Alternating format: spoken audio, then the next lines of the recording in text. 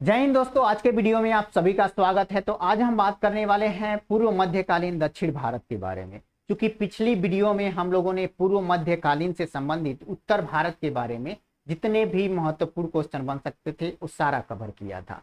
और आज का हमारा टॉपिक हो जाएगा दक्षिण भारत, यानी 650 ईस्वी से लेके 1206 ईस्वी तक हम लोग पूर्व मध्यकाल के दौर में रखते हैं। और उसको दो भागों में बांट के हम लोग कवर करते हैं। एक हो जाता है पूर्व मध्यकाल उत्तर भारत और एक हो जाता है पूर्व मध्यकाल दक्षिण भारत। तो उत्तर भारत वाला ऑलरेडी वीडियो हम लोगों ने कवर कर लिया है और आज का वीडियो जो होगा वो दक्षिण भारत से रिलेटेड होगा। और यहाँ से क्वेश्चन बहुत सारा देखने को मिलता है कॉम्पिटिटिव एग्जाम में। यहाँ पे आप लोग को देखने को भी मिलेगा बहुत सारे प्रीवियस क्वेश्चन इसमें हम लोग कवर करेंगे। तो आज के वीडियो में हमारा पहला क्वेश्चन हो जाता है, एलोरा में गुफाओं का शैलकृत मंदिरों का संबंध है किनसे है। तो ये जो मंदिर है यानी कि एलोरा का गुफा है, उस गुफा में हिंदू, बौद्ध और जैन तीनों धर्मों से संबंधित मंदिरों का निर्माण किया गया। अब बात करें जो एलोरा की गुफाएं हैं वो कहाँ है, तो वो गुफाएं हैं महाराष्ट्र के औरंगाबाद में। हम इससे जितने भी महत्वपूर्ण क्वेश्चन बन सकते हैं वो सारा कवर कर लेते हैं, फिर आगे बढ़ेंगे। ठीक है, अगर बात करें एलोरा की गुफाएं, एलोरा की गुफाएं, एलोरा की गुफाएं है कहाँ? ये महाराष्ट्र के औरंगाबाद जिले में है। कहाँ है? तो औरंगाबाद जिला में। कहाँ? तो महाराष्ट्र। इसका निर्माण किसने करवाया था? अगर निर्माण की बात करें, निर्माण की, तो किसने करवाया था? राष्ट्रकूट ने। राष्ट्रकूट, इसका निर्माण राष्ट्रकूट ने करवाया था। और राष्ट्रकूट का शासक हुआ करता था जिसका नाम था कृष्ण प्रथम। कृष्ण प्रथम के द्वारा करवाया गया था। और थोड़ा सा बात कर लें इस गुफाओं में टोटल कितनी गुफाएं हैं, तो वो गुफाएं हो जाती हैं टोटल 34। गुफाओं की संख्या कितनी है? तो गुफा हो जाती है कितना? टोटल गुफा 34 है। एलोरा की गुफाओं में टोटल 34 गुफाएं हैं। और ये 34 के 34 गुफाओं में तीनों धर्म से संबंधित गुफाएं हैं। एक तो बौद्ध, फिर हिंदू, फिर जैन। तो अब देख लेते हैं कि कौन सी गुफा नंबर से लेके किस गुफा नंबर तक कौन से धर्म से संबंधित मंदिर का निर्माण या मठ का निर्माण किया गया है। तो बात करें गुफा नंबर 1 से लेके 12 तक गुफा नंबर है, उसमें बौद्ध गुफाएं हैं। कौन सा हो जाता है? तो बौद्ध गुफाएं। गुफा नंबर 1 से लेके 12 तक बौद्ध गुफाएं हैं। अब बात करें गुफा नंबर 13 से लेके 29 तक, ये किससे संबंधित है? तो हिंदू गुफाएं। ये हिंदू धर्म से संबंधित गुफाएं हो जाती हैं।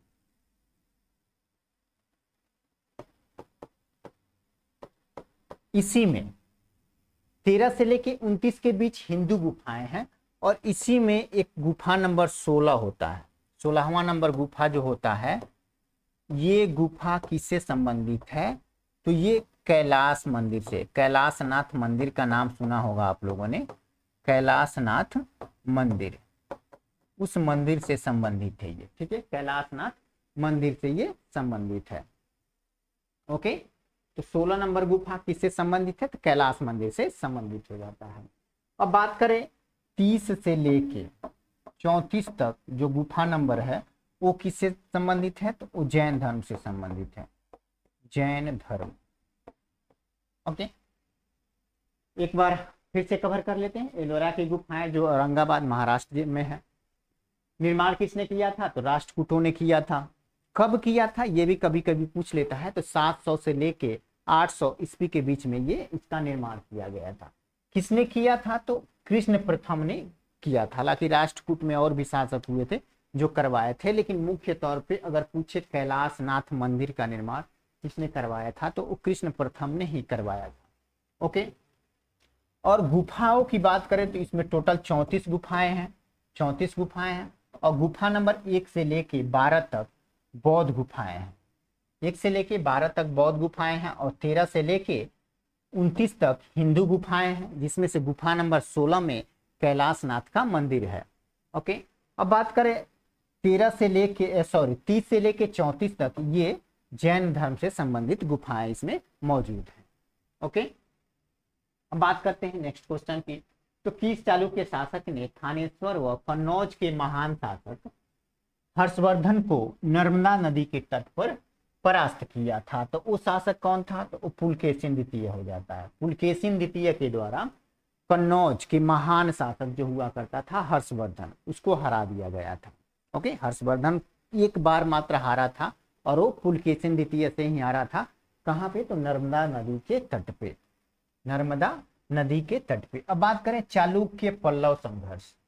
चालुक्य और पल्लव संघर्ष के दौरान किसने पुलकेशिन द्वितीय की हत्या कर वतापी पर कब्जा कर लिया तथा वतापी कोंडा यानी वतापी का विजेता की उपाधि धारण की थी? तो वो हो जाता है नरसिंह वर्मन प्रथम। नरसिंह वर्मन प्रथम, जिसको मामल भी कहा जाता था। ओके, ये पुलकेशिन द्वितीय की हत्या कर देता है और खुद को वतापी कोंडा का उपाधि देता है। ठीक है, ये कौन हो जाता है? तो नरसिंह वर्मन प्रथम यानी कि मामल हो जाता है। अब बात करें श्रीलंका पर विजय प्राप्त करने वाला चोल वंश का सबसे प्रतापी राजा कौन था? तो श्रीलंका पे विजय किसने प्राप्त किया था? तो प्राप्त विजय तो ये भी हो जाता है राजराजा प्रथम और राजेंद्र चोल, लेकिन सबसे प्रतापी राजा की बात किया जाए तो वो हो जाता है राजेंद्र प्रथम। ठीक है, श्रीलंका पर विजय राजेंद्र प्रथम, ये ऑप्शन सटीक हो जाता है। ये सारा का सारा कहीं ना कहीं पूछा गया क्वेश्चन है। देखिए एसएससी में, आरआरबी यानी रेलवे में, यूपीएससी में, ये सब में ये क्वेश्चन कहीं ना कहीं पूछा गया है। अब बात कर लेते हैं, पहाड़ी काटकर एलोरा के विश्वविख्यात कैलाशनाथ मंदिर का निर्माण कराया था? किसने कराया था? तो ये राष्ट्रकूट ने कराया था। राष्ट्रकूट ने कैलाशनाथ मंदिर का निर्माण कराया था। यहाँ पे कैलाशनाथ मंदिर भी दिखने को मिल रहा होगा।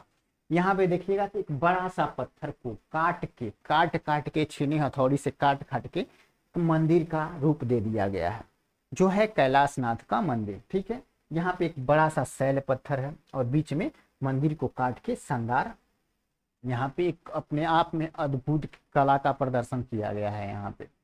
ठीक है, तो ये किसने बनवाया था? तो ये राष्ट्रकूट ने बनवाया था। राष्ट्रकूट में कौन सा शासक हुआ करता था? अगर पूछ ले तो ये कृष्ण प्रथम हुआ करता था। कृष्ण प्रथम। ये कई बार एग्जाम पूछा हुआ है, एसएससी में 3 बार पूछा हुआ है, 99, 2002, 2003, इसके बाद भी पूछा हुआ है। ठीक है, लेकिन इस पे आप लोग को नहीं यहाँ पे ऐड किया गया है। यूपी पीसीएस में भी ये क्वेश्चन पूछा गया है। अब बात कर लें निम्नलिखित में से किसने तंजौर में बृहदेश्वर मंदिर का निर्माण किया? तंजौर का जो बृहदेश्वर मंदिर है इसका निर्माण करवाया था राजराजा प्रथम ने। राजराजा प्रथम ने। इसलिए बृहदेश्वर मंदिर को कभी कभी बृहदेश्वर मंदिर ना कह के राजराजेश्वर मंदिर भी कहा जाता है। ओके, राज राजेश्वर मंदिर के नाम से भी इसको जाना जाता है। राजराजेश्वर मंदिर के नाम से भी इसको जाना जाता है। ठीक है,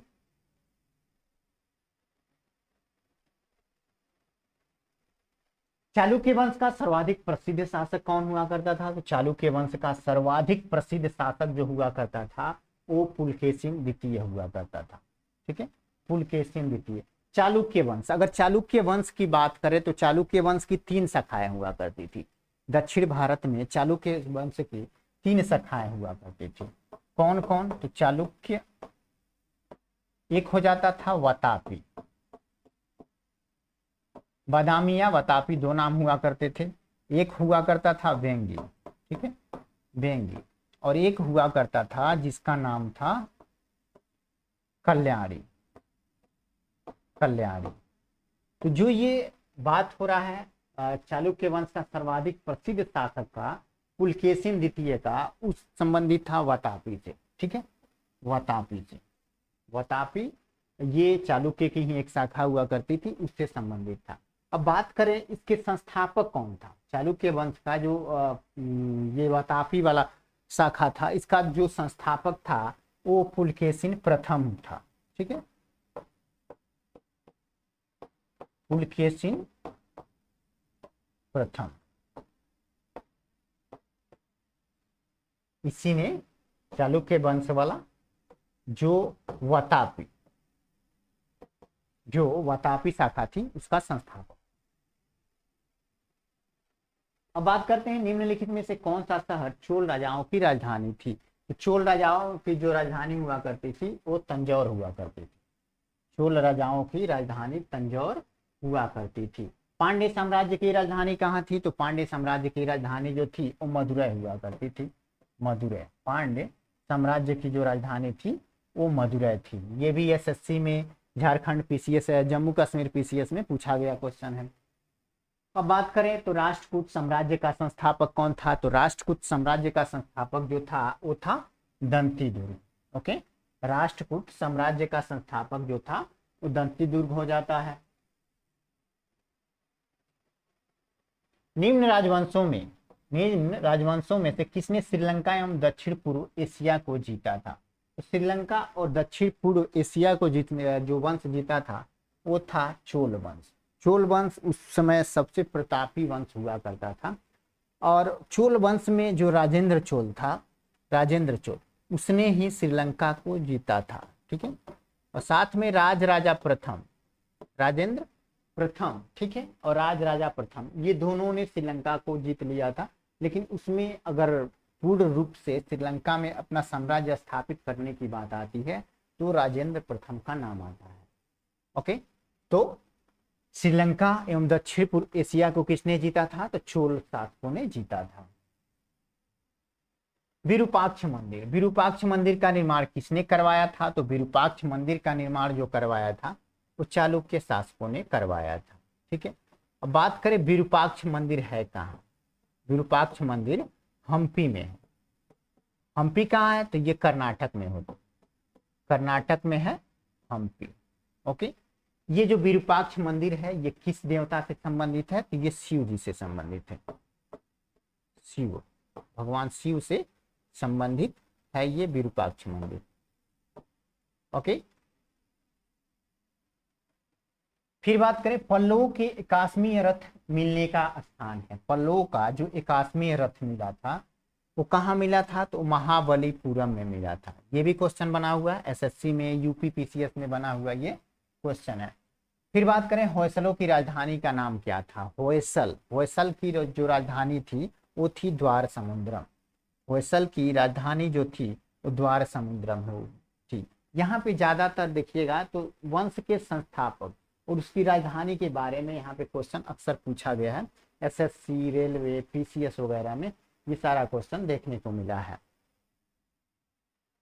महाबलीपुरम जो एक मुख्य नगर है, महाबलीपुरम जो एक मुख्य नगर है, ओके, यह कला के किस शासकों की रुचि को दर्शाता है? कि पल्लवों के रुचि को दर्शाता है, पल्लवों के। ठीक है, ऑप्शन ए सही हो जाता है। यादव सम्राटों की राजधानी कहाँ हुआ करती थी? तो यादव सम्राटों की राजधानी जो हुआ करती थी वो देवगिरी में हुआ करती थी। ऑप्शन डी, देवगिरी में यादव साम्राज्य की जो राजधानी थी वो देवगिरी थी। ये भी एसएससी का क्वेश्चन हो। चोल राजाओं ने किस धर्म को संरक्षण प्रदान किया था? तो चोल राजा जो थे उस शैव धर्म को मानते थे।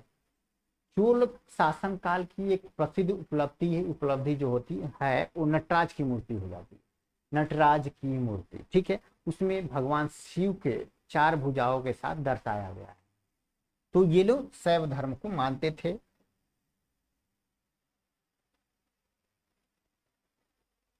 प्रथम भारतीय शासक कौन था? प्रथम भारतीय शासक कौन था जिसने अरब सागर में भारतीय नौसेना की सर्वोच्चता स्थापित की थी? यानी कि उस समय अगर बात करें पूर्व मध्य काल में पहली बार किसी ने नौसेना रखना प्रारंभ किया या नौसेना को मजबूत किया वो थे चोल शासक। और चोल शासक में जो महत्वपूर्ण था वो था राजराजा प्रथम। ठीक है, राजराजा प्रथम ने ही हिंद महासागर में, सॉरी, अरब महासागर में, अरब सागर जो हमारे भारत के पश्चिम में है, अरब सागर, वहां पे एक विशाल नौसेना की स्थापना की हुई थी। वो कौन था? तो राजराजा प्रथम हुआ करता था। फिर बात करें निम्नलिखित में से किस शासक के पास एक शक्तिशाली नौसेना थी? तो किसके पास शक्तिशाली नौसेना थी? तो ये चोल ही हुआ करते थे जिनके पास शक्तिशाली नौसेना हुआ करती थी। ये देखिए कहाँ कहाँ क्वेश्चन बना हुआ है। तो आरआरबी में, रेलवे में, यूपी पीसीएस में 2 बार पूछा है, आरएएस राजस्थान एडमिनिस्ट्रेटिव सर्विस में ये 1 बार क्वेश्चन पूछा गया है। फिर बात करें भगवान नटराज का प्रसिद्ध मंदिर जिसमें भरतनाट्यम शिल्प कला है, कहाँ स्थित है? भगवान नटराज का प्रसिद्ध मंदिर ये कहाँ है? तो चिदम्बरम में है। चिदम्बरम में ये है, ठीक है, तमिलनाडु के चिदम्बरम में ये स्थित है। राष्ट्रकूटों को किसके द्वारा उखाड़ फेंका गया था? तो राष्ट्रकूटों को किसके द्वारा उखाड़ फेंका गया था? तो तैलप द्वितीय के द्वारा। ये तैलप द्वितीय कौन था? तो अभी बताए हैं, चालुक्य जो वंश था, चालुक्य वंशों की 3 शाखाएं हुआ करती थी, उसमें से एक शाखा हुआ करता था जिसका नाम था कल्याणी।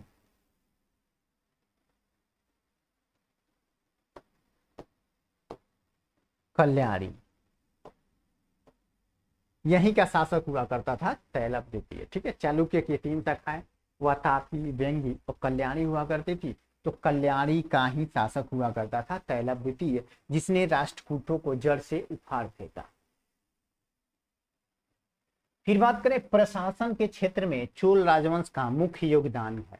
प्रशासन के क्षेत्र की बात की जा रही है, ठीक है। उनकी जो प्रशासनिक इकाई थी वो ग्राम से शुरू होती है, यानी गांव से शुरू होता है, यानी पंचायती राज व्यवस्था से शुरू होता है। तो कौन सा ऑप्शन हो जाता है? तो ऑप्शन हो जाता है यहाँ पे सुसंगठित स्थानीय स्वशासन।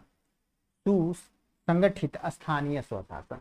कई बार क्वेश्चन पूछता है कि पंचायती राज व्यवस्था दक्षिण भारत यानी पूर्व मध्य काल के शासकों में किसके साम्राज्य में स्थापित था? तो चोल शासक ही हुआ करते थे जो एकदम स्थानीय लेवल पे प्रशासन चलाते थे, ठीक है। एलोरा का 34 गुफाओं का मंदिर, एलोरा का जो 34 गुफाओं का मंदिर है वो कब से कब तक के बीच बनाया गया था? तो ये 700 ईस्वी से लेके 800 ईस्वी के बीच में बनाया गया था एलोरा की 34 गुफाओं का मंदिर।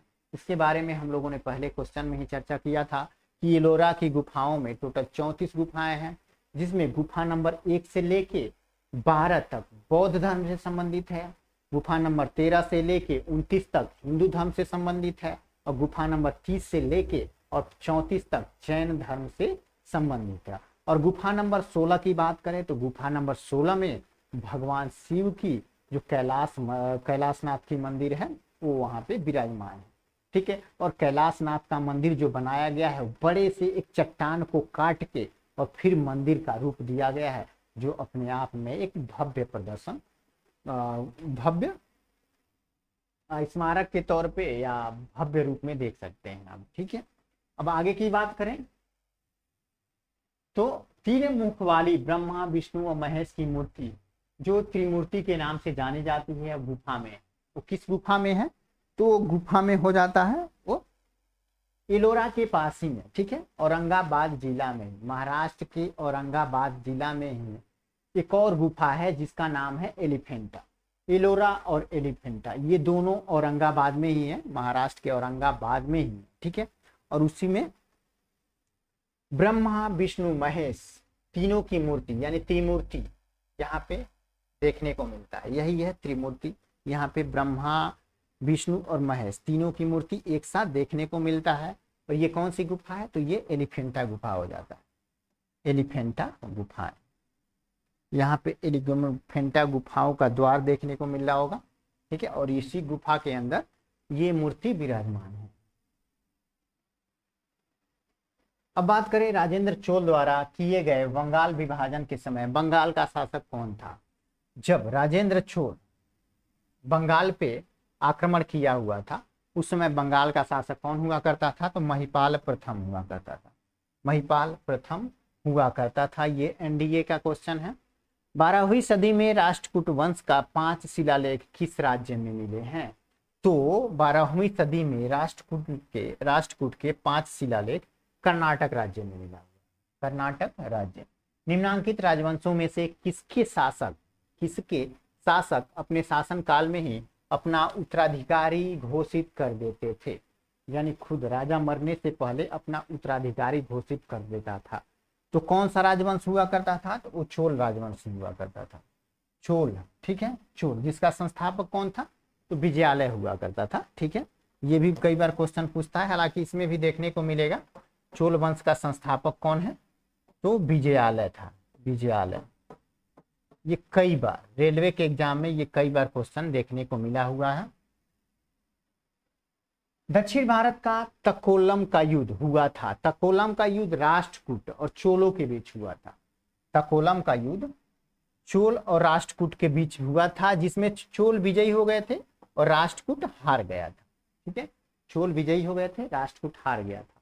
कभी कभी ईयर पूछ देता है किस साल हुआ था, तो ये 949 ईस्वी में हुआ था। ठीक है, जो तकोलम का युद्ध है वो 949 ईस्वी में चोल और राष्ट्रकूटों के बीच हुआ था, जिसमें चोल शासक विजयी हो गया था और राष्ट्रकूट हार गया था। एलोरा गुफाओं का निर्माण कराया था। एलोरा गुफाओं का निर्माण किसने कराया था? ये राष्ट्रकूट ने कराया था। राष्ट्रकूट ने एलोरा गुफाओं का निर्माण कराया हुआ था। द्रविड़ शैली के मंदिर में गोपुरम से तात्पर्य है। यहाँ गोपुरम से तात्पर्य पूछ रहा है, तो यही तो हो जाता है। ये मंदिर देख रहे होंगे, यही तो है गोपुरम का तात्पर्य। यानी कि ये मंदिर अगर ध्यान से देखिएगा तो यहाँ तोरण के ऊपर, ठीक है, तोरण के ऊपर बने अलंकृत, यहाँ पे अलंकृत ही तो बना हुआ, अलंकृत एवं बहुमंजिल भवन से, बहुमंजिल भवन से मतलब है गोपुरम। यानी कि ये द्रविड़ कला में बना मंदिर है, उसी को गोपुरम कहते हैं। ठीक है, इसके मुख्य द्वार और ये जो मंदिर है इसी को गोपुरम कहा जाता है। तो द्रविड़ शैली के मंदिर में गोपुरम से क्या तात्पर्य हो जाता है? तो तोरण के ऊपर, तोरण का मतलब दरवाजा हो जाता है। ठीक है, तोरण के ऊपर बने अलंकृत एवं बहुमंजिला भवन से है, बहुमंजिला भवन से है। फिर बात करें निम्नलिखित में से चोल प्रशासन की विशेषता क्या थी? चोल प्रशासन की विशेषता क्या थी? तो चोलों का जो प्रशासनिक व्यवस्था थी वो ग्राम लेवल से स्टार्ट होती थी, यानी ग्राम प्रशासन की स्वायत्तता थी। चोलों का राज्य किस क्षेत्र में फैला हुआ था? तो चोल जो हुआ करते थे वो कोरोमंडल तट से लेके दक्कन के पठार के कुछ हिस्सों तक ये फैले हुए थे। इनका भी साम्राज्य बहुत बड़ा साम्राज्य हुआ करता था। फिर बात करें तो चोल शासकों के समय में बनी हुई प्रतिमाओं में सबसे अधिक विख्यात कौन सा प्रतिमा था? तो नटराज की मूर्ति। यहाँ पे नटराज की, भगवान शिव की नटराज मूर्ति देखने को मिल रही है। यही नटराज शिव की कांस्य प्रतिमा, यही बहुत अधिक विख्यात है, जिसमें 4 भुजाएं दर्शाया गया है भगवान शिव। ये किससे संबंधित है? तो ये चोल काल से संबंधित है। चोल युग की चोल युग प्रसिद्ध था निम्न के लिए। चोल युग किसके लिए प्रसिद्ध था? ये ग्राम सभाएं के लिए, ग्रामीण सभाओं के लिए ये प्रसिद्ध हुआ करता था। किस राष्ट्रकूट शासक ने रामेश्वर में विजय स्तंभ एवं देवालय की स्थापना की थी? तो यहाँ विजय स्तंभ देखने को मिल रहा है, और देवालय भी एक प्रकार का बहुत बढ़िया सभागार टाइप का एक भवन है। ठीक है, वो उसकी स्थापना किसने की थी? ठीक है, राष्ट्रकूट का ही एक शासक हुआ करता था जिसका नाम था कृष्ण तृतीय। कृष्ण तृतीय के द्वारा इसकी स्थापना की गई।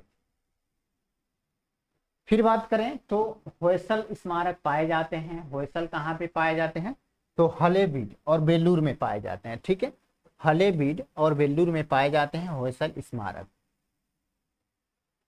चोलों द्वारा किसके साथ घनिष्ठ राजनीतिक तथा वैवाहिक संबंध स्थापित किया गया था?